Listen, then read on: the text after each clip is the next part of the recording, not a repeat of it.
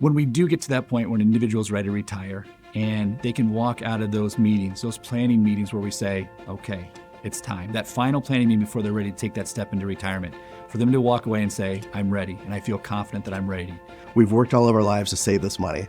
How do we now turn around and recreate that as a paycheck? So we spend a lot of time showing them how much money in the financial planning software can they take out on a monthly basis.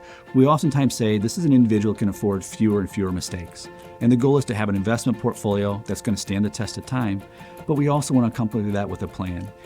But the idea now is that let's go into the spot where we say for the next 5 years, we have a plan to make this investment portfolio maybe more conservative or maybe more aggressive for the right portfolio. But we're going to accompany that with a financial plan. A fiduciary is paid based off of an asset management-based fee. So our interests are very much aligned with our clients. If the markets are going up, we're benefiting from that because that individual is enjoying the market upswing. That being said, if the markets are going down, our goal is to protect as much of that downside as possible because it affects our pocketbook as well. So the goal is truly to make it set up where our interests are aligned. The client's fortunes go up, our fortunes go up, and we think that's really the right side of doing business rather than make it more of a transactional relationship where the individual's buying a product that isn't tied directly to the performance and the growth of that individual.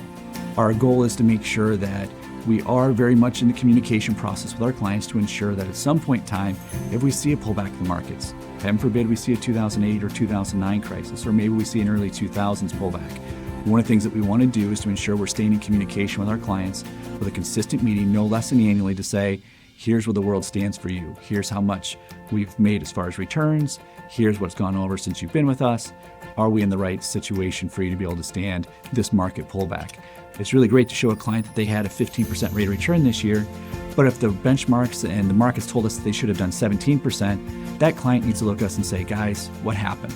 And the goal is to make sure that whether a client flips open the Wall Street Journal or looks at CNBC every morning, they've got an opportunity to look at that report and understand how did I do and how should I have done.